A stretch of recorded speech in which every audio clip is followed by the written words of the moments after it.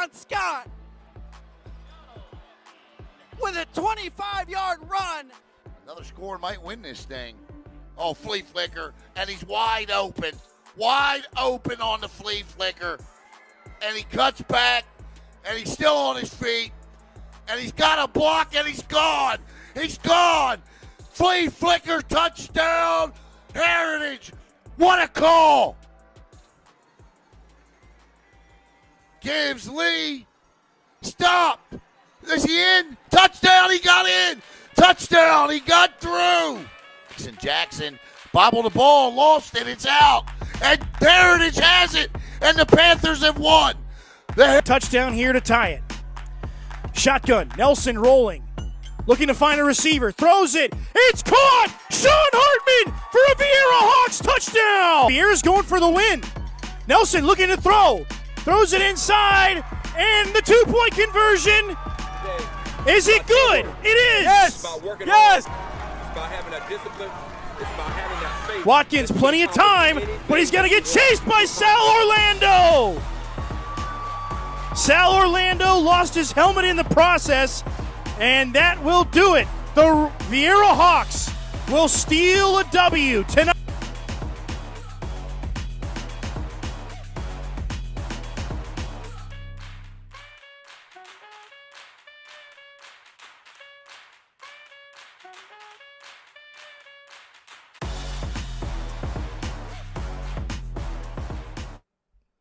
And a pleasant good evening to you and to yours, and welcome to the Brevard Sports Network, BSN everywhere. I'm Alan Slaughterzinski, joined by Caleb Brown for the Ubrzati High School football preview show, and I'm glad to be back for another week. Wow, as you saw there, an absolutely thrilling week one. We had a double overtime game. We had an overtime game.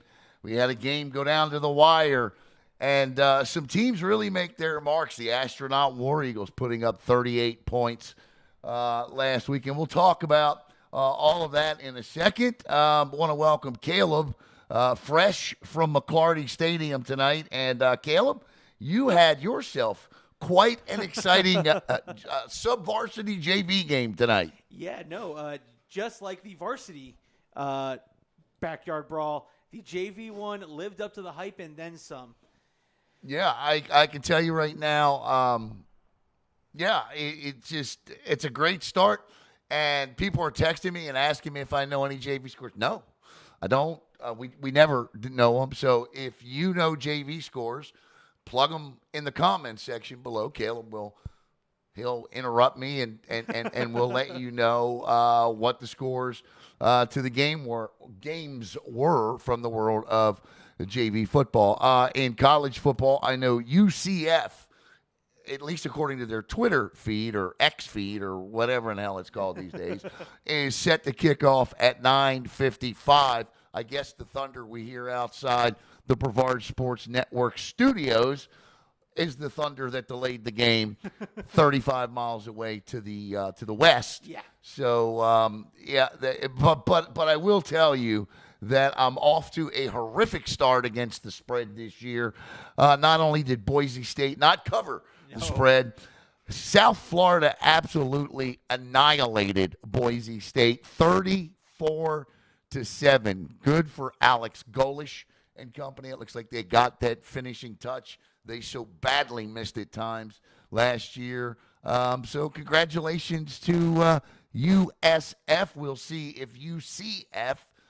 They look bad to start. They just did. They did. And so we'll see if this break they're nothing with Jacksonville State. They were 21-point favorites. So that tells you anything. But in the world of high school football, and as we always do each week right here on this particular show, we always take a quick peek back to week one. And there you see the scores from last week. MCC with a win.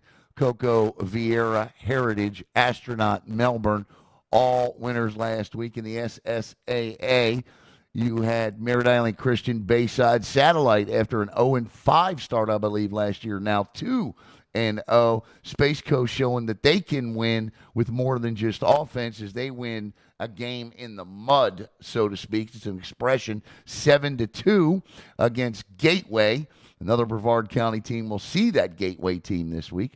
Holy Trinity with a big 28-14 win over Legacy. And my man Harold Dorgaloo, he'll keep plugging along down there at Calvary Chapel. Earlier this week I put up a Facebook post. I don't know if anybody caught it. I know a lot of people are busy in the course of a week, but about the young guns of high school football. And we say, these seniors and juniors, they are always going to get their love. They do. Well, not if these freshmen and sophomores keep having weeks like they had last week. One week in particular stood out to me. It's, we talk about the Javian Scotts, the Silverzons, but I want to mention Aaron Raines, sophomore for Holy Trinity, last week, 7 catches, 175 yards, and 2 touchdowns. Heck of an effort from him last week. And Hayden Argo. Yeah. Hayden, I mean, you broadcast a little Argo last week, right? The Argos.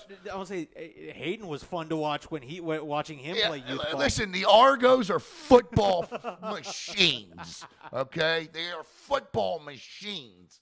Hayden last week, 7 tackles, 6 of them solo for Hurley Brown. And I know Hurley loves that type of football. That's Hurley Brown football. But congratulations to them. And, of course, listen, Astronaut last week. We didn't talk a lot about Astronaut. Freshman Jaden Brown last week, 11 carries, 42 yards. Great week for him. King Rainey, 3 passes he caught for 49 yards and a touchdown. So there you got 2 freshmen right there with 2 touchdowns in a game that Astronaut put 38 points up in. So when we say, it's not always media speak when we say that these teams are building for that is the future, And of course, we always talk about Zion Sandy.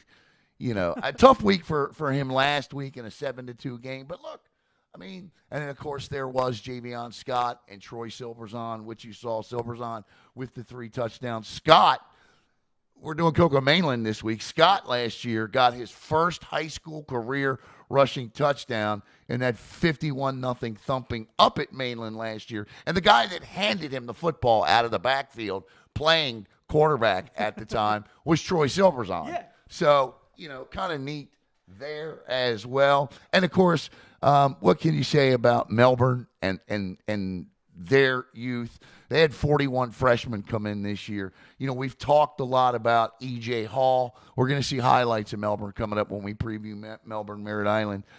We talked about E.J. Hall. Tyrese Jefferson is just an absolute stud. And 2 ninth graders finished as Melbourne's top 2 rushers last week. Jefferson, of course, being one of them, and Edmund McLean, another freshman as well. So I love it because I know by looking at statistics, and of course Xavier Corbin. I mean, Corbin catches a ball. You want to talk about bad officiating? All right. Yeah. I'm still scratching my. I'm happy for O'Galley. I mean, look, if you're gonna miss one for Brevard County. Yeah. And they did. Corbin's 2 yards deep in the end zone. He doesn't hear a whistle, so he doesn't stop. Bye-bye. Right? But Vero Beach knows that ball's in the end zone. Corbin runs right by him. And, I mean, and, of course, he added, between the kickoff classic and the game against Vero Beach last week, 5 touchdowns for the X-Men. And listen, I'm calling it now. I'm saying it now. If you're going to read our stuff, and we're talking about Xavier Larice and Xavier Corbin, it's the X factors. Yes. The X factors. Corbin and Larice, the X factors. There was another freshman that really impressed me that I didn't hear a lot out of in youth ball, and that's just because I didn't get a chance to get up to Rockledge as much as I wanted to. Matthew Ford. Heck of a receiver. I think he made the play of the week last week when I don't know. That flea flicker of Heritage is pretty good, but go ahead. bracketed double coverage, Vieira double coverage. The defenders were on top of him, legally on top of him. I mean, when I talk about a small window, Joseph Watkins said, Ford, if you're going to come down with it, and he just JoJo with the throw. JoJo with the throw, and Ford said, I want it. Got Eli Mitchell there. Yes. Right, so there's another one. And I mean, Eli Mitchell, the only reason he's not on the scorebook. they doubled him all night. Not only did they double him all night, he had a touchdown pass. It was just called back due to a holding, but he had a 50-plus yard touchdown pass.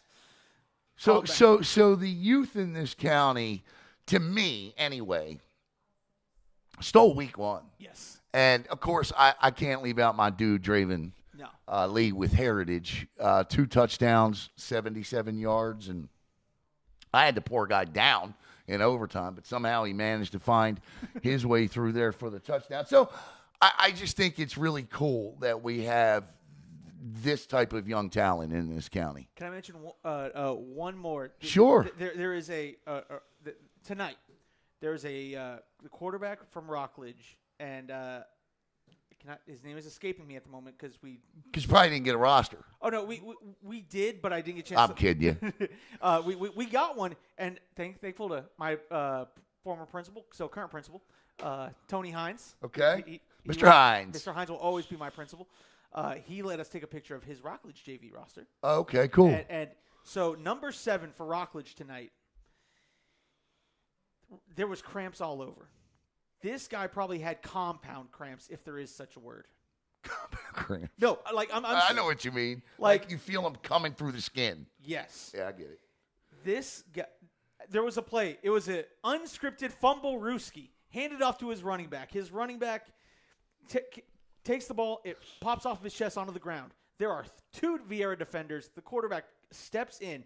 He's already gone down 4 times with cramps up to this point. Picks it up, somehow 5 yards in, runs, dives in the end zone. God bless him. He showed that Raider pride tonight. Well, and listen, a lot of these guys are now what you call 6-quarter guys. So they play 4 quarters on Thursday night, and then they suit up again on Friday night and are eligible for 2 quarters. Being a 6-quarter guy, yeah, that's tough, man. Here is the schedule for week 1. Mainland at Cocoa, Deltona at Vieira. That's going to be a sneaky good game. Trinity Catholic at MCC. That one, too. Seminole, that one, too. Seminole got blasted last week at Heritage. The game of the week in Brevard County is at the O-Dome, and that is Merritt Island hosting Melbourne. This is a game where we know pretty much what Merritt Island is. We watched them go toe-to-toe. I was talking to Tyler Murray briefly before the volleyball match the other night and I asked Coach, I said, what is the difference between what happened in the Kickoff Classic to what your team looked like? And he said 2 things. He said the first thing is that we just did not play well in the Kickoff Classic. But if you're not going to play well in a game, that's the game not to play well in. Correct. The second thing was, and he's right, Central's a good football team this year, so they came to play. This is not your Fort Pierce Central from the last couple of years, and they're in the same district with Heritage. Astronaut is at Gateway. Cocoa Beach is at Masters Academy. Palm Bay is at Bayside. In the battle down south, the Cougars of Merritt Island are at Slam. City of Life Christian at Calvary Chapel. Freedom is at Satellite. St. Edward's at Space Coast, and Holy Trinity is at Titusville. That St. Edward's Space Coast game is an interesting game because Space Coast only lost 3 football games last year. One of them was to St. Edward's. And the games that you will see tomorrow night here on Brevard Sports Network. This one you'll see on Facebook, and it's Deltona at MCC. This one, I'll give you who's going to be on what calls here in a minute. You saw Trinity Catholic at MCC, Mainland at Cocoa, and our final game, Sanford Seminole at Heritage tomorrow night. A little bit of a twist in that Sanford Seminole game tomorrow night. So that game will be called by Jared Oliver and very own Brian Kelly tomorrow night. And we've got Ontavious McCullough from Varsity Sports Nation coming to produce that game tomorrow night. Now, Ontavious produces the media days that you've seen here from Camping World Stadium. So the link for that game will be on Varsity Sports Nation's YouTube page, of course, with Brevard Sports Network sponsors. And so you'll click the link here, just like you do any other Friday night, and it'll take you right to Jared Oliver and Brian Kelly. And Jared is just a true professional in every sense. Jared, of course, was a sports anchor at WFTV, Channel 9 for a couple of years. And Jared just does a terrific job. I enjoyed calling a game with Jared last year. It was a Vieira game. I called with him. Yeah, he's great. He's so easy to work with. And this is a great game, too, tomorrow night. And you and Knock Reiner will be down at the Hive for Trinity Catholic at MCC. There goes that old man memory again. Ron Lighthall and Chase Alexander on the call at Vieira. And I'm going to get my first look of the year at the Cocoa Tigers tomorrow night as I fly the solo route tomorrow as the Mainland Buccaneers come in to Richard Dick Blake Stadium. So 4 good ones on tap for you tomorrow night. I don't know if anybody's got that Melbourne Merritt Island game. I hope Space Coast Daily's got it because they do. Oh no, I'm agreeing with you. But, because I mean that's a game that deserves to wholeheartedly be seen. And so and Rockledge and I think Rockledge at O'Galley. I think I skipped over that for some reason. I got these quarterbacks in my mind because that's where I want to start. As good of and as exciting of a week as it was last week in this county, we did lose 2 quarterbacks in this county last week. And I'm not getting into what their injuries are and how long they're out. I don't do that. But it's no secret by now that Joseph Allen suffered a pretty severe knee injury, and Brogan McNabb is out for Melbourne Central Catholic. So that's tough because when you came, and this is with all due respect to, Jordan Padala, and who, by the way, had a great game last week, and we'll get to that when we get to the Sanford Seminole preview. With all due respect to Jordan and Champ Smith, who I've not seen with my own 2 eyes yet, watched a lot of film of them. I'll see him tomorrow night. But coming into this season, Joseph and Brogan put them in a bag, shake them up, 1-2-2-1. And now they're both out. And the good news is, if there is any, is that both of these football teams, you saw O'Galley last week. I don't know what the game plan is. It's going to be interesting to see what they do tomorrow night. Brody Grantland's a senior backup quarterback.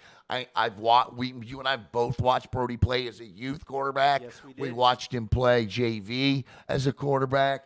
Certainly more than capable of taking the reins. And there's another route that they can go, and that is the X Factors, which we saw last week against Vero Beach that put up 21 points. Snapping, and I saw the Lenny Jankowski show, the Vero. I watch all those stupid coaches shows, right, on other networks all week. You want to know what I'm doing? I'm watching other coaches shows. Like, I'll watch the one out of Venice, Vero. I watch them from all over the state. And so I was watching Jankowski's show, and he said, that, and he didn't mention the X Factors by name, but he said, their 2 top athletes really gave us fits in the second half. So I don't know if we're going to see the Wildcat or Grantland or what we're going to see. Maybe a combination of all of it tomorrow night. But that Rockledge O'Galley game should be an extremely interesting football game tomorrow night. Obviously, the loss of Joseph Allen is huge and things have to adjust. For me, O'Galley's defense, 65 points between the kickoff classic and week 1. But Coach Sands said that, listen, they were replacing 9 or 10 starters on that defensive front. Not the front, but the entire defense. So it was going to take some time. You saw that defense at times last week step up, and then the big play killed them. Vero Beach killed them with the big play last week. So that's another interesting angle to watch. from the Rockledge perspective, it is so far for the Kickoff Classic and Week 1, that's 8 quarters of football, and Rockledge just played 6.5. Yep. They get to 8. They play 4. They got a chance to win this football game. I believe that. Oh, 100%. I do like O'Galley in this football game tomorrow. O'Galley's home tomorrow night. Obviously, you're going to rally around your injured quarterback. You know, I was on the Mark Moses show earlier this week. I kind of took some heat, and I guess I will tomorrow when I get there from, you know, those in the Cocoa community. But Mark always pins me down and puts me on the spot, and he asked me who I thought was the best team coming out of Week 1, and I said O'Galley. I liked the fact that O'Galley was able to put up 31 points last week. They lose Joseph Allen at the end of that first quarter. So they got to go 3 quarters of improvised football.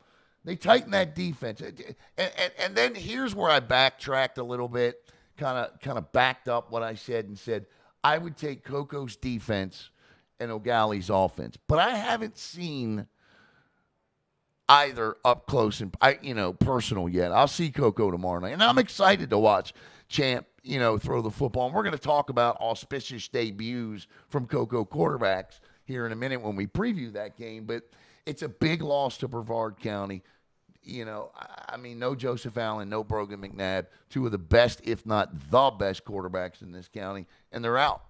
Yeah, I was really, really looking forward to seeing what Brogan did this season. His second season in that system. Man, yeah. I was itching at the bit. Yep. But that's also not to say with whatever comes. Here's the thing for MCC. So why don't we start there? MCC and Trinity Catholic, right? So this is not the same team. This Trinity Catholic team is nowhere near the same team that MCC blew out last year, and they're going to give MCC a fight. Whether Brogan McNabb was there or not, correct, this was going to be a heck of a football game. They beat Tampa Catholic last week 7-6. Tampa Catholic's a good team too. That was it. That was a mud fight. But Skylar Troyan last week, I think he's a sophomore, came in 50%, threw a touchdown pass. And you want to talk about having athletes to run some sort of a wildcat. Now, I don't know what MCC is going to do, but let me just tell you this. The best youth football quarterback I think I've ever seen play was Noah Flores. Oh, my gosh. You want to talk about somebody who drug his team. Now, mind you, he had some good weapons. But Noah Flores still drug his team to a Super Bowl national championship. Listen, they went down 2 scores to that team from Pennsylvania. Yeah. And Noah, with a bad ankle and all, nearly come back and beat them. Yes. By himself. They shut down all of Noah's weapons, and Noah still said, you still got to try to stop me. But you got Howard DeWitt, and you got Brody Bonenberg, and so you've got a ton of – and you got that offensive line. And I don't know what the plan is for Jacory Mills, but we didn't even mention Jacory Mills when we talked about freshmen, right? This kid is a beast. He's a beast, right? He was a grown man playing youth football. So last week, Howard DeWitt obviously is the starting running back at MCC, and rightfully so. So Jacory Mills goes over and plays defense. Guess what he does? Leads the team in tackles. And again. But he has something coaches wish and that is that go-get-it heart. I think with the unknown tomorrow night, and listen, Trinity Catholic's good. They got a new coach, Coach Hart, former NFL player, former Major League Baseball player too, I believe. Picked up his first win last week. Again, a rallying cry. I like the Hustlers tomorrow night. We have Miss Lindsay Norton. Okay. Who's chimed in. Sebastian Troyan. Again, another good I called him Skyler. My fault. That's my fault. Sebastian Troyan. Yes, which again. He's a heck of a quarterback. He's a heck of a quarterback that came right from VRP out there at SBYFL. You know Mr. Troyan well. Yeah, I do. I'm interested. I am really. Sorry, listen, I apologize. I called him Skyler. Sebastian Troyan. At least it beats I called Jordan Padala, who I've known for 3 years now, I changed his name to Joseph for the game last week. It just flowed a little better for me. So he was Joseph Padala. Yeah, I like MCC tomorrow night. Oh, I do too. Look, for looking at week 1, they have a running back named Wyatt who ran for 70 yards last week. Yeah. So from what it looks like, Trinity Catholic is going to still like to run the football. They're going to try to hard nose it, and it's going to. I think it's going to come down to that big play ability of MCC because again, backup quarterback or not, they still have athletes to stun them. Right. They still have athletes to get you that home run ball and make you miss in the open field. Yep. Tackle them if you beat them if you can. Tackle them if they let you. Yeah, no, I agree. I like MC, and I liked them MCC all year. The line, the playmakers. I don't know. We'll see. Again, you get Sebastian Troyon. The kid can throw the ball. He can get that ball down. He's got a beautiful long ball for a sophomore arm. I loved watching him play. He showed a lot of growth in that 14U, being the quarterback of the 14U Hawks when I covered him 2 years ago. But I don't think this is going to be an easy affair by any. And I'm not going to. MCC's too good to score just 7 points offensively. But I don't know that either team will eclipse 21 or 24 points in this game. No. I see a slugfest. I see something in the realm of maybe even a special teams kicker has to come in and kick a field goal. Yes. So you and Knock will be on the call for that one tomorrow night. Our next game up is on the network tomorrow night. Deltona at Vieira, and that's Ron Lighthall and Chase Alexander. And Chase, who did a terrific job last week over at the O-Dome. I believe Vieira has an opportunity to go 2-0 for the first time since 2019. I have to double check that. But I'll tell you what. I like Vieira's going to need to start quicker tomorrow night. Yes. Deltona is a team that they put up 40. I think they put up 40 points last week. Deltona did. They use a lot. If I was trying, it's hard to find these teams on the internet. Yeah. But from what I could see, it looks like they use a lot of motion. Like I said, they put up 40 points last week. I think it'll be a test for Charlie Washington's young defense tomorrow night. I'm absolutely certain Tony Gull is going to want his Hawks offense to start a hell of a lot faster than they did last week. Oh, yeah. And again, they have too many weapons not to. I mean, I would name all the weapons, but then I'm going to forget I'm going to forget a weapon because they have so many. I just think that, I'm sitting here looking at them. See if you can find out. I believe it was 2019 the last time they started 2-0. Looking that up now. Yeah, I appreciate that. James Olsen, I didn't talk about James at all, the senior, but James was a beast again last week. He's the heartbeat of that defense. Sal Orlando, you saw the sack he made on JoJo Watkins to end that game last week. Duke Butler, the Holy Trinity transfer last week, 84 yards and a touchdown. And, of course, what can you say about Hartman? Eric Nelson last week, him and Jordan Padala really stood out to me as great dual-threat quarterbacks last week. Nelson, 182 passing yards, and he led the team with 94 rushing yards. That's a heck of a week for Eric, and that's exactly what Tony Gull is looking for out of him. I like Vieira at home. I like Vieira to start 2-0. And, again, I do think it is the first time since 2019. Who you got in this one? I also got Vieira. I love all the weapons, and I just want to see them get started early. And when I say early, I mean they're going to need to put points on the board early. Yes, they're going to need to put more than 7 points in one entire half of football. That's correct. You're going to want to see them put 2 touchdowns in the first half. I'm happy, and that's a good start. Listen, the Wolves were 3-7 last year. They got a pretty good quarterback too. Kid's name is Jeremiah Hancock. He accounted for 4 touchdowns last week. He had 182 total yards. The defense, that young but experienced Vieira line is going to get tested. Deltona piled up 4 sacks last week, so they're going to have to be on the heels and on the toes of their feet. First time since 2020. The 2020. 2020 it was. Okay, it's the first time since 2020. So here's hoping Vieira starts 2-0 for the first time since 2020. Boy, this is a big game here, and I don't know what to think of Sanford Seminole. I don't. After getting absolutely throttled 32-0 last week by Creekside. But I'll tell you this.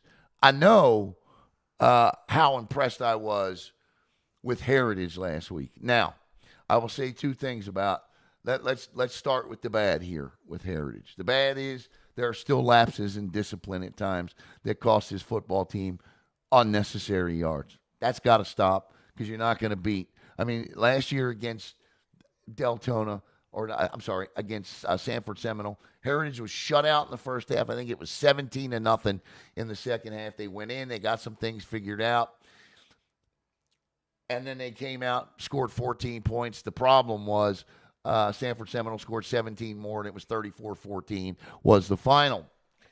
So here's the thing. They have a threat on the outside, and John White didn't even play last week. So John White was out. Draven Lee did a lot of damage last week, obviously, at the running back position.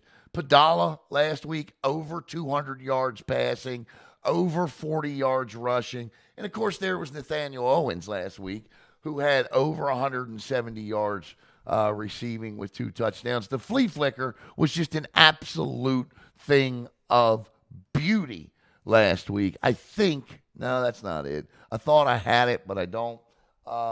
Just a thing of beauty last week. They kept Titusville on their heels last week offensively. Titusville, at certain points and downs, didn't know whether they were going to throw the football, run the football. If they were running the football, they had a mix that, they didn't know if it was going to be Padala taking off with it. Jordan did a really nice job running that RPO. And kudos to Stephen Hughes, the offensive coordinator, because he called a hell of a football game last week. And that made a difference. Calling that flea flicker, when they called that flea flicker, was a thing of beauty. Of course, Mark Ainsley's 3-3 stack was beast. Again, the lapses in the game, when we're going to talk about this with Titusville took advantage of them. They brought a Wildcat out, scored some points on that. Titusville scored a touchdown with their starting quarterback, their Wildcat quarterback, and on the tush push. So they scored 3 separate touchdowns, different ways. There you go. I'll get you off the camera now. You can yawn. We'll get to Titusville coming up here in a minute. And the final game on the docket is Mainland and Cocoa. Last year in this game, that's the wrong game. Last year we had this game, and Brady Hart started slow in this football game. I think he was like 5 out of 10. Then he picked it up, and they would go on to throttle, wax, boat race, whatever you want to call it. Mainland 51-0. This was part of Mainland's unbelievable 0-5 start last year, in which they couldn't even get out of their own way. They would go on to win 5 in a row and reach the playoffs, but then they would get beat 21-0 in the first round. And there's Brady Hart to Javen Boggs. We're just showing you some highlights from last year. This one at Richard Dick Blake Stadium tomorrow night. Look, we've talked about it ad nauseum with the Cocoa Tigers. We are impressed with their defense. And, Champ Smith last week, I seen everybody on social media kind of, and I get it. Listen, I understand how passionate this community is, especially, certain fan bases are about their football programs. I understand it. But Champ last week, 35 for 52. Okay. That's, and there were 7. What Cocoa really needs to clean up are the drops. Yep. They had 7 drops last week. Okay. Now, obviously, Champ can't be throwing 4 picks. That can't happen, okay? And he knows this. But he was 35 of 52 for 294 last week. He's near 65%. If, let's say those drops, let's say it's only 2 drops. I factored this in. He would have been like 78% and well over 300 yards. Champ's going to be fine. Yes. Champ's going to be fine. And so, how about Javion Scott? 87 yards on 14 carries, and he had the walk-off touchdown last week. And so, Silver's on 3 touchdowns.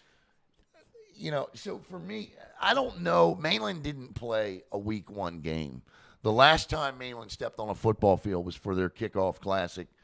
But they did beat Osceola 14-13. Osceola's a good football team every year. They're a tough team that a couple of Brevard County teams are going to have to play this year. Yeah, well, Melbourne and Vieira are going to have to play them in district play. Yeah, don't say that. That's a 3-team district. So, and Mainland scored 2 touchdowns late to beat them. Cocoa knocks off the mistakes tomorrow night. I don't see any reason why Cocoa doesn't win this football game by 10, 12 points tomorrow night. I just don't. At home.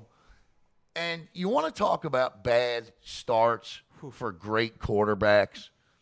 Well, Brady Hart against, I think, I went back and looked. I saw Adam put up a post, but I went back and looked at every starting quarterback under Ryan Schneider and what they did in their first game under Schneider. And Hart, 100 yards. He was terrible against Jones. Terrible. Blake Boda threw for over 300 yards, but he had 2 picks. One of them was a pick 6 that gave Jones the lead in the second half that Cocoa never regained. And he was sacked in the end zone for a safety. And Davin Widener, luckily they don't have stats posted for this, against Merritt Island in the kickoff classic. And when Davin speaks about "you're not in Kansas anymore" moment, it's that game he talks about. Yes. That kickoff classic against Merritt Island. He says, I remember walking off the field, and I know I wasn't. It was all in my head because they don't, the fans of Cocoa are great. They would never boo me. He goes, but all I could hear in my head were boos. So I guess I was booing myself. So, to throw the ball 52 times in your debut and you come out at 65%, again, you got to get rid of the picks. You've got, especially with the schedule they have, he's got to get rid of the mistakes, cut down on the mistakes. The drops, they got to stop. Yes. All right, because knowing Cocoa, and I don't, know where these drops exactly occurred, my bet would be 4 of them were hitches. 5 of them were hitches, right? 4 for first downs. But I don't know. We'll see. But I like Cocoa to win this football game comfortably. I want to say, when it comes to Cocoa, it comes to a game like last week for Cocoa, don't focus on what you can't fix. Focus on drops you can fix. That's spending time with your quarterback. You can fix that. Right. Champ can fix the interceptions. He can. Okay. Why did I make that decision? That's why I made that decision. All right. Well, that's why you won't make that decision next time. Right. And believe me, I can promise you, he hears Ryan Schneider and Adam Franco. Right. You hear them. Okay. And that's all I'll say. I'll say you can hear them from the next town over. Yeah, I mean, listen, and you're getting coached up by a guy that was a great quarterback himself in college at UCF and Plantation. He was a Florida Dairy Farmers player. The guy knows what he's doing.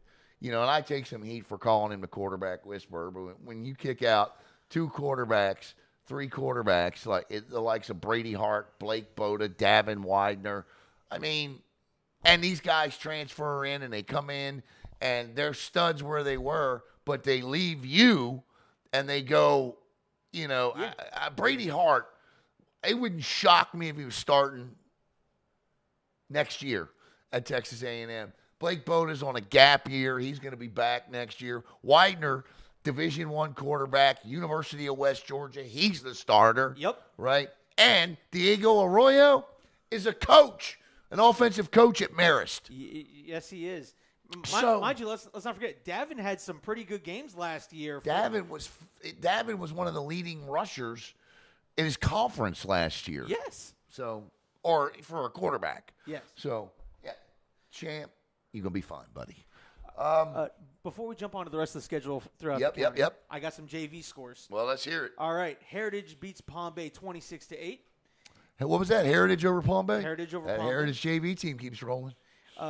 Astronaut 18-6 over Bayside. That's a good one. And in a jamboree at Satellite, Melbourne beats Satellite 12-0. And Melbourne also beats Titusville 24-0. Well, look at the Melbourne Bulldogs, huh? Woo. That's the game we're going to now, by the way, the Melbourne Bulldogs, because to me, that's the game of the week. Yes. Melbourne at Merritt Island. We're going to learn a lot.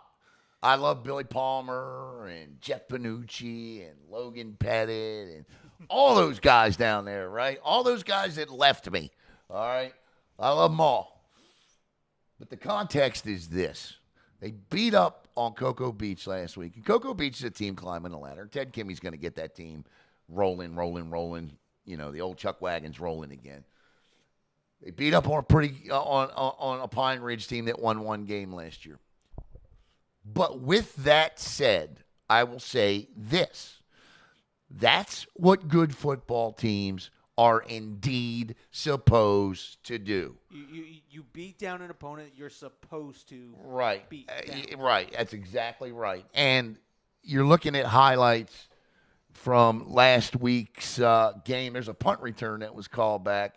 But I don't think, we're talking about all these skill position players, but I don't think we're talking enough. Because when you look at this video, if you know the game of football, the thing that stands out to you the most are these holes that this offensive line, these backs are walking through these holes, essentially. And that's a beautiful thing up front. And that Melbourne offensive line is a good one, man. It really is. And tomorrow night, this is going to be a trench war.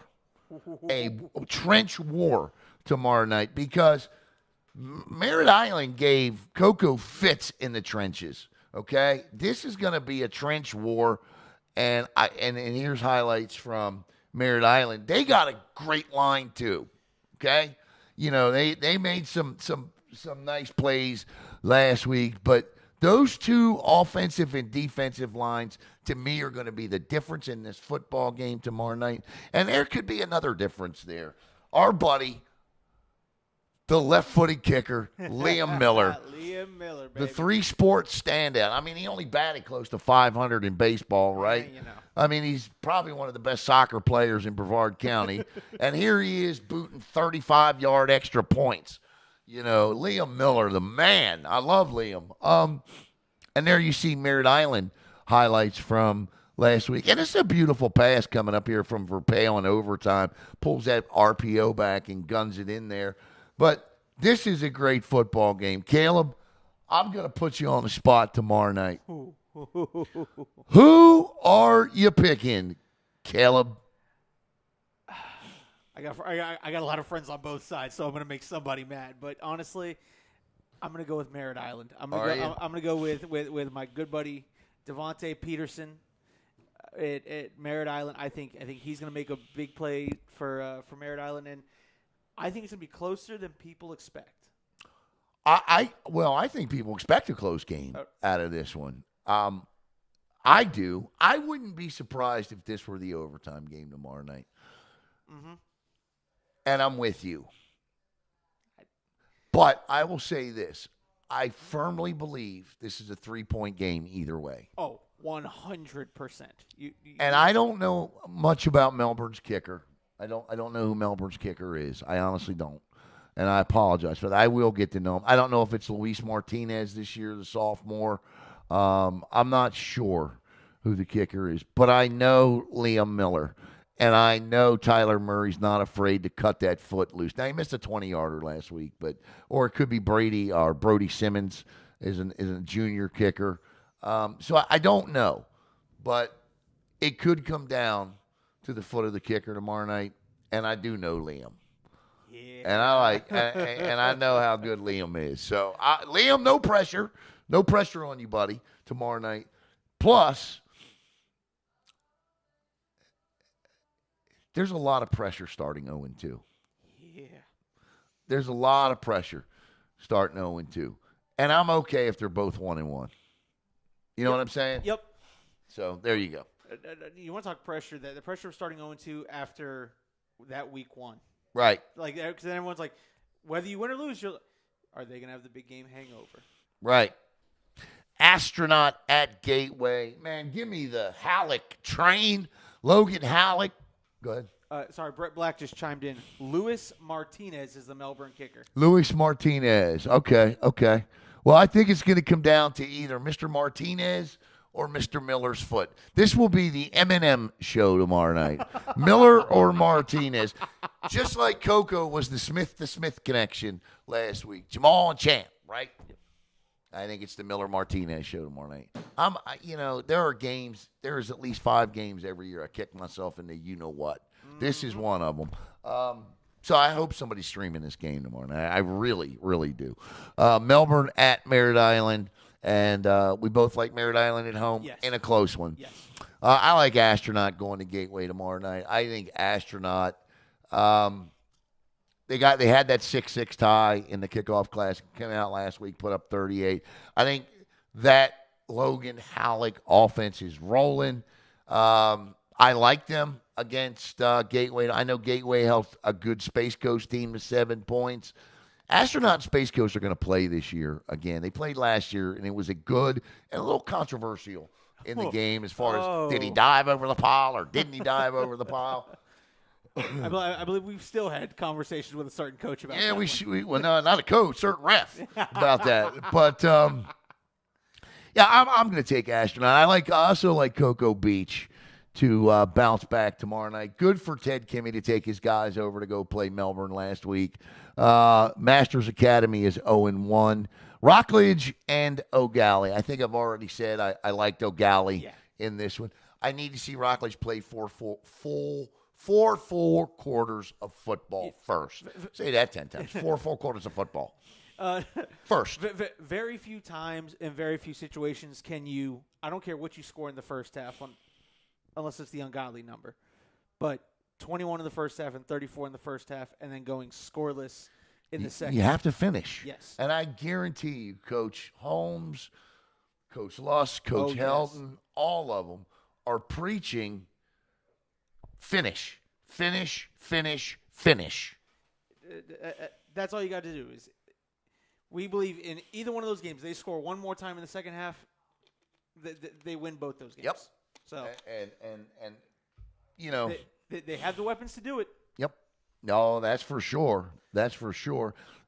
And I'll also say this: would it shock me if Rockledge won this football? No, because I said in my preview of this football team this year that Rockledge is going to lose some games you think they should have won last week, right? A lot of people think they should have won that football game last week. Mm-hmm. And they're going to win some games a lot of people didn't give them a chance in. I don't know that this is going to be one of them, but there will be 1 or 2 of those games this year. Oh, yes. So we'll see if that is this game tomorrow night. And it's going to be interesting to see how O'Galley prepared this week without Joseph Allen, whether it's going to be the X Factors tomorrow night, whether it's going to be, Mr. Grantland tomorrow night. I'd like to see them all out there. I'd like to see Brody get out there, Oh, man, his dad, man, I love Butch, just great stuff, man. All right. I'm going to step aside. Take a quick break. We'll be back here in just a second on Brevard Sports.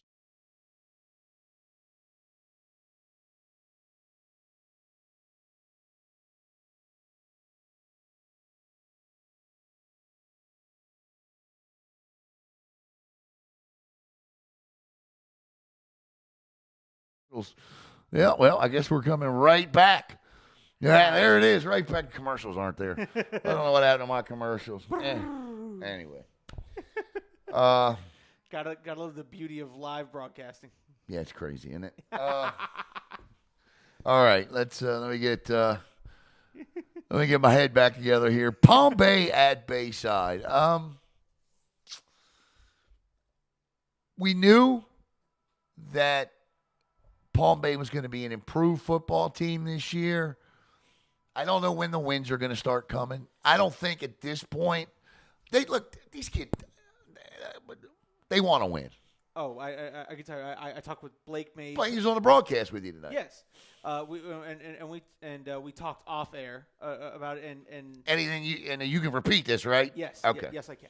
Because their quarterback and their left tackle were both the ones taken to medical facilities. How are they? Their quarterback is on a walker. Okay. But he's been at practice and moving around, but obviously.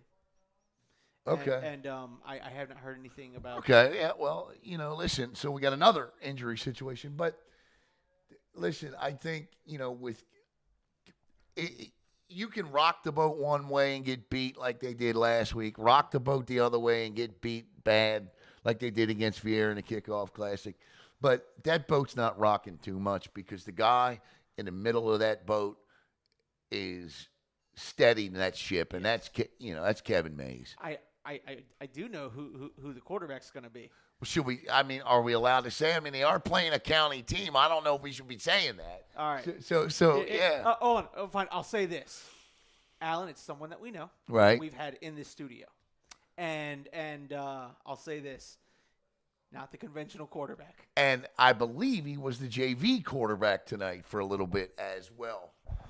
I'm almost certain of that. Wow. Okay. He didn't tell me about anything about the JV. I was talking a little bit with his mother, and I believe. Okay. I believe on Facebook Messenger, she messaged me to tell me he was the quarterback, and I was like, "Are we talking about the same kid?" And she's like, I was like, "Send me video. I gotta see it." So yeah, okay. Well, I guess he impressed. Yeah. And that's all that matters. And look, Kevin Mays, Mike DeGore, they know talent. And if this kid can play the position, he going to play it. Yes, he will. He going to play it. But Billy Miller and Bayside get a win last week over Atlantic 19-6. And I like Bayside in this game at home down south. Yes. I think Bayside's won 1 out of 19 games. I just think at this point in time, you got two programs climbing the ladder. I believe Bayside's a little higher up that ladder right now, okay?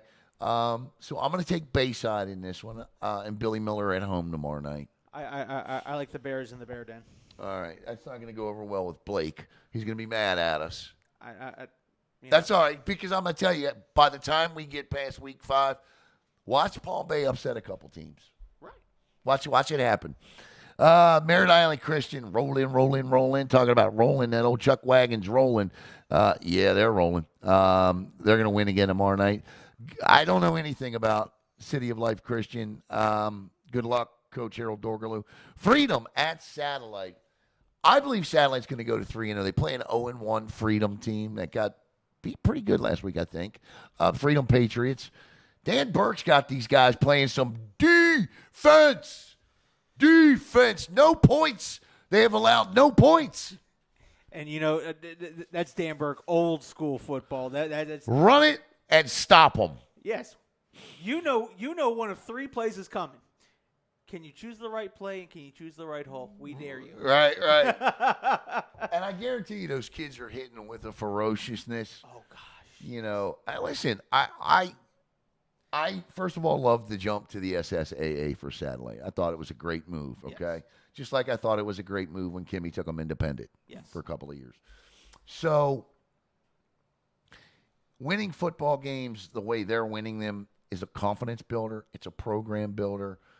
And I'm excited to see where this goes for Satellite this year. We talked about Space Coast last year being an SSAA state champion. Well, you got Holy Trinity, Satellite, and a couple of other teams.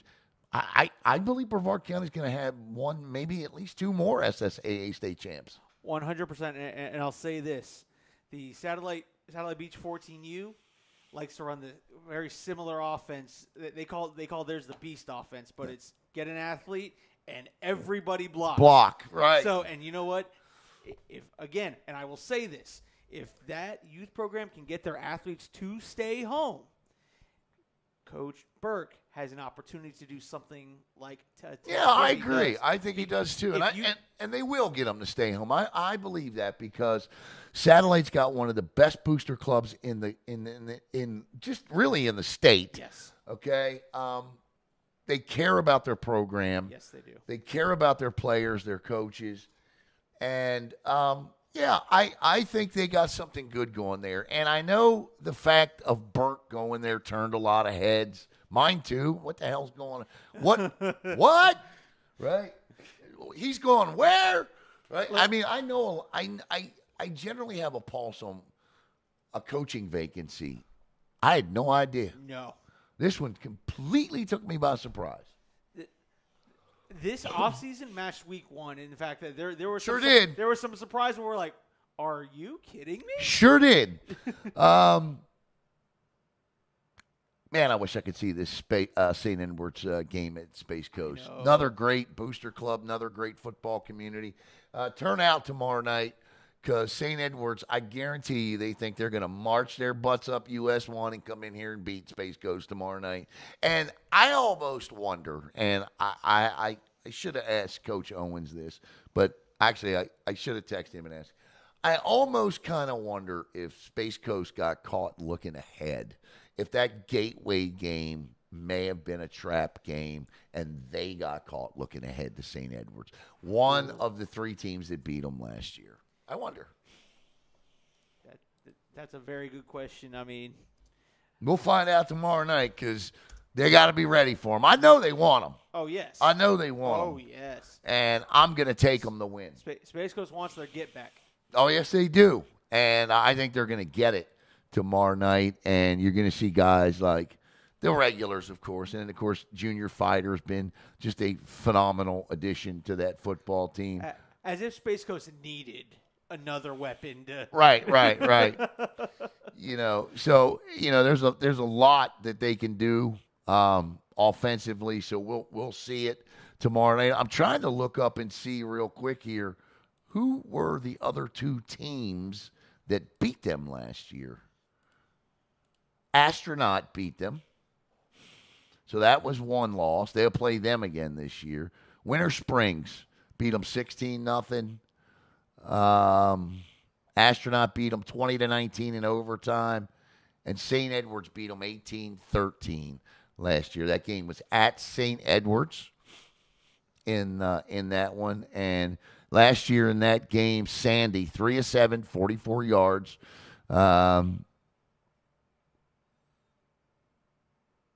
Cole Gamble, 12 yards rushing. So they're going to have to play better offensively tomorrow night than they did last week. Christian Bird, who's graduated at 98 yards passing. I'm looking. I don't see any interceptions or fumbles. So this just must have been a game that, St. Edward's came out in the end. So I'll be interested to see who wins this one tomorrow night. But I'll take the Vipers at home.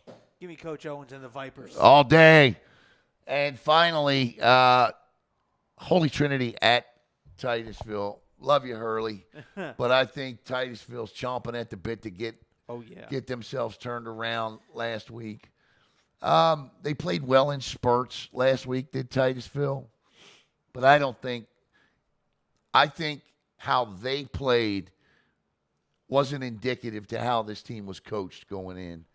And I got to think, and what I mean by that is talking to Matt Diesel after the game, kind of shaking his head a little bit like, I really thought we would play better than that, And listen, Rico and this young, the Hayden Argos of the world, they gave up 2 touchdowns of 75 yards last week. This young sophomore receiver who had 100, Aaron, I can't remember his last name, but 170. He'll beat you. Yeah. Okay, so you better cover him up, just like Nathaniel Owens did. And sometimes, and that's what Heritage did, right? They threw that long bomb and they stunned Titusville, stunned them. And then the flea flicker call was unbelievable after they had forced a turnover on downs. So Titusville's got to be careful. I'm picking them to win. I believe they should win this football game. Conventionally, they are the favorite going into this game. Their line has got to get back on track. I thought there was a little bit, Amir Parker and that Heritage defense last week. They've really put some pressure. That line's got to play better. Jeremy Priest knows that. So I'd like to give a shout-out to Martell Stevens, and please respect my decision. Okay. He does a coaches show with Matt Diesel. Yeah. And Martell, being the insider, asked, Coach, I'm going to ask you about the 2-point conversion play. Coach Diesel said. Was it the kicker was at the end of the field they were at? Yes. That's what Matt told me. And he said the 2-point conversion play would have worked. There was a miscommunication with the backs. If one back would have gone with the play, they walk in. They walk in the end Coach zone. Diesel, I asked him after the game about the 2-point conversion, and he said that I left the basketball up here. Coach Diesel said after the game that the kicker's been on the football team for 2 weeks. Yes. And that if Titusville were at the other end of the field, he'd let him kick it from 50. Yes. But he couldn't make anything at the end of the field they were on, and he didn't want to take the chance. I hear you. But sometimes, I hear you. I hear what he's saying, and I get it. And it's not all that different from Coco a couple of years ago in the state championship game. It's just not all that different. But the bottom line is Titusville should win this football game, and I don't mean any disrespect to Holy Trinity. They're a talented football team. But Titusville has got talent all over the place. Again, we watched their offense score touchdowns 3 different ways last week. A tush push, okay, which I hate, but it worked. The Wildcat, which was impressive to watch. And William Billingsley's got to get in a rhythm quicker. I think they expect a little more out of him a little quicker. He's got that first game under his belt now here in his new home.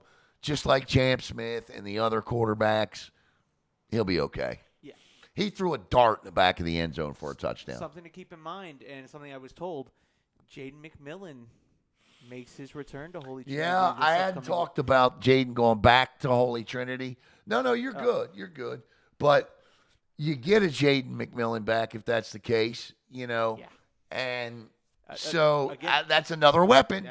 That's another you got to keep an eye because we've seen the damage he can do. Oh, yes.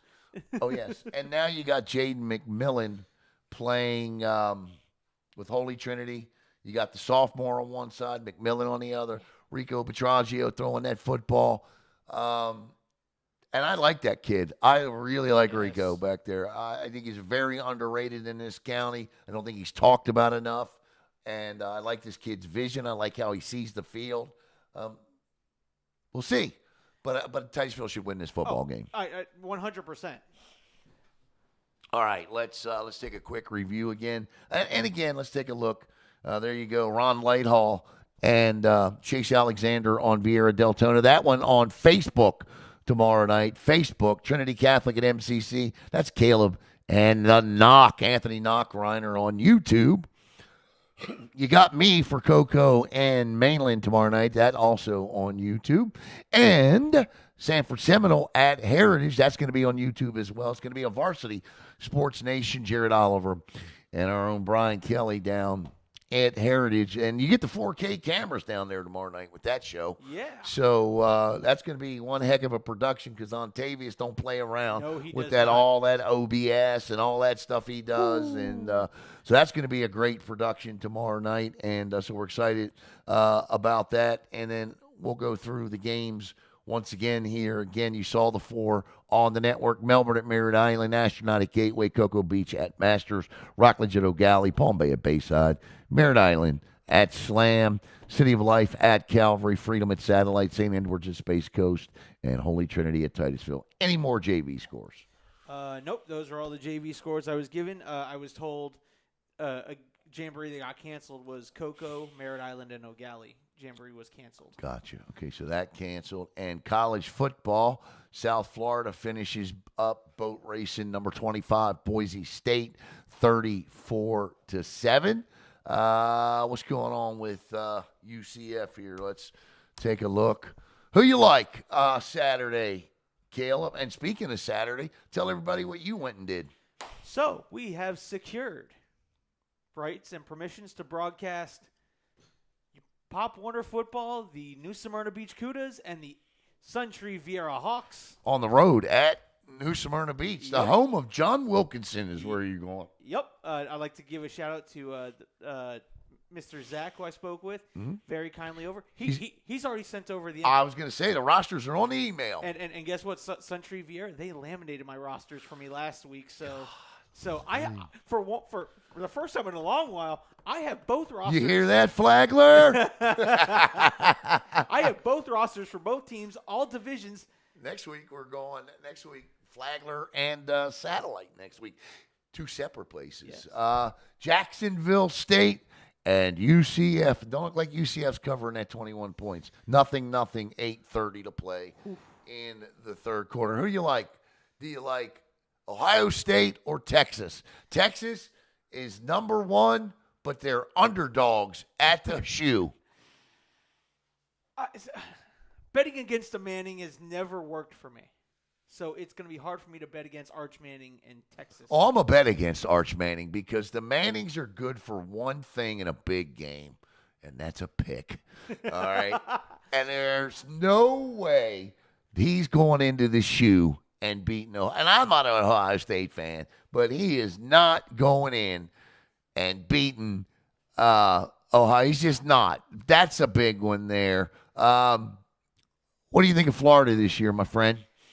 Look, Florida needs to stay healthy.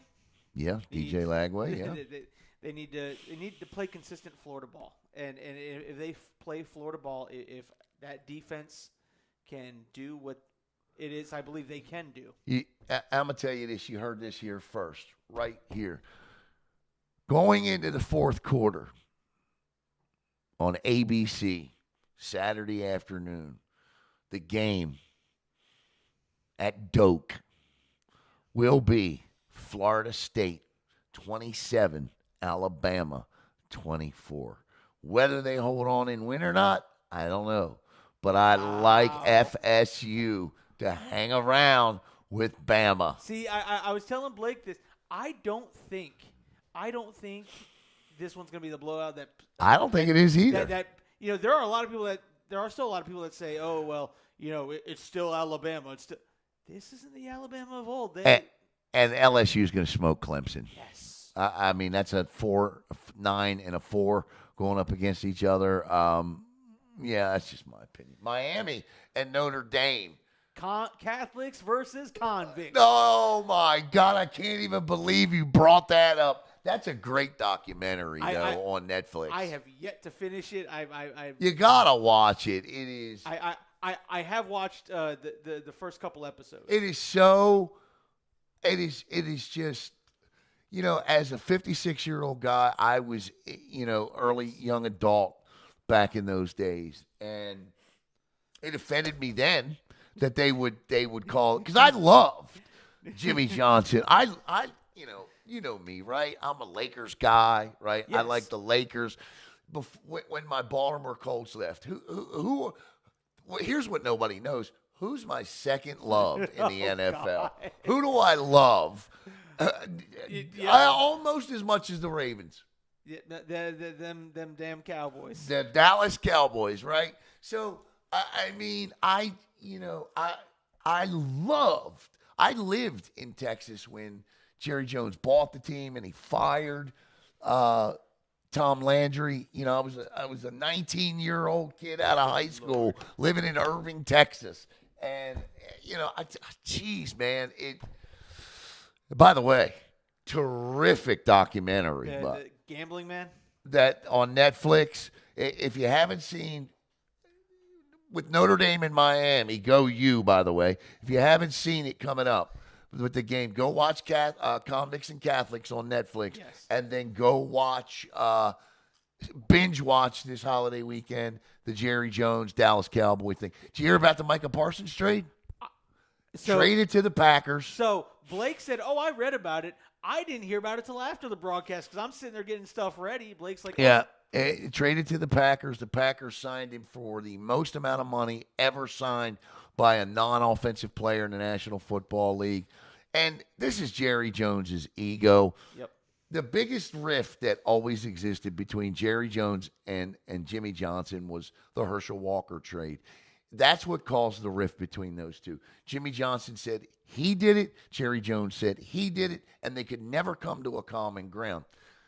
If you ask me, is Jimmy Johnson all day long? Yep. Because only Jimmy Johnson would have the cones to trade a guy like Herschel Walker. Jerry Jones, he just didn't know enough about football back then. But Jimmy Johnson knew what he could get. He went, he got it. And it was that trade that catapulted the Dallas Cowboys into becoming the 3-time Super Bowl champ that they were. So I think Jerry Jones makes a trade like this. The documentary comes out. They talk about that trade a lot in that documentary.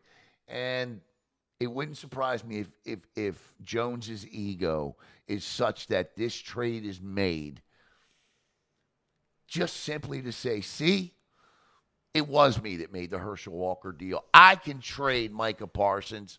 I traded Herschel Walker. And, the Cowboys did the right thing, eventually putting Johnson into the Ring of Honor. But that's a whole different story. Yeah. Final thoughts. I think we got an interesting week of high school football, and I agree with you. I think Merritt Island and Melbourne is going to be the game of the week. I agree. It's going to be the finish that we're going to say, God. Yeah. Wish we had that one. Yep. I'm grateful for the 4 we've got. 100%. And can't wait to be in the press box tomorrow night at Richard Dick Blake Stadium. And thank you, David Kintai. And thanks to all the athletic directors out there. Yes. My man, A.J. Ulmer, Cheryl Dravis. Who am I leaving out, Caleb? MCC's athletic director. Yes. I apologize. His name eludes me, but God bless him as well. And, I'll tell you, man, it's going to be a fun week of football. We got CFAT jumped in the chat, and all he put was anchor down. Yeah, CFAT, I'm ready to see what this offense looks like, and so I'm excited to see, is it going to be a combination of Grantland and the X Factors, or just the X Factors, or just Grantland? I don't know. We'll see. And then, does Noah Flores get any time?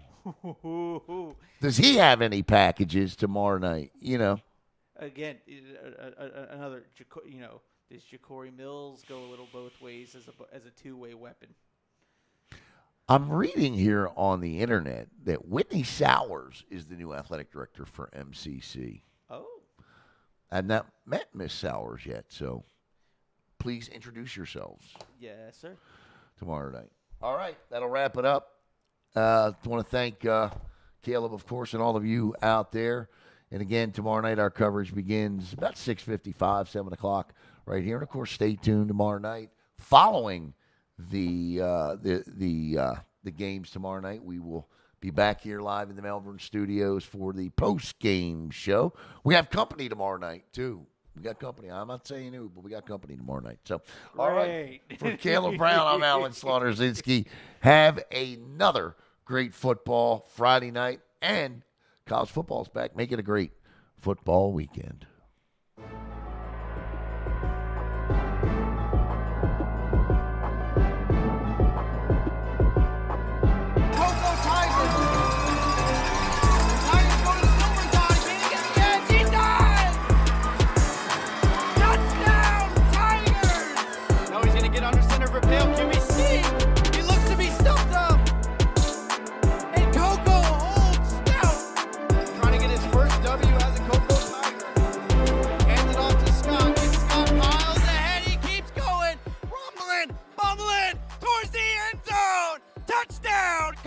Tigers as they win this ball game off the back of Tavion Scott with a 25-yard run. Another score might win this thing. Oh, flea flicker, and he's wide open. wide open on the flea flicker, and he cuts back, and he's still on his feet, and he's got a block, and he's gone. He's gone. Flea flicker touchdown, Heritage. What a call. Gives Lee. Stop. Is he in? Touchdown. He got in. Touchdown. He got through. Jackson bobbled the ball, lost it. It's out. And Heritage has it. And the Panthers have won. Touchdown here to tie it. Shotgun. Nelson rolling. Looking to find a receiver. Throws it. It's caught. Sean Hartman for a Vieira Hawks touchdown. Vieira's going for the win. Nelson looking to throw. Throws it inside. And the 2-point conversion. Is it good? It is. Yes. Yes. It's about having that discipline. It's about having that faith. Watkins, plenty of time, but he's going to get chased by Sal Orlando.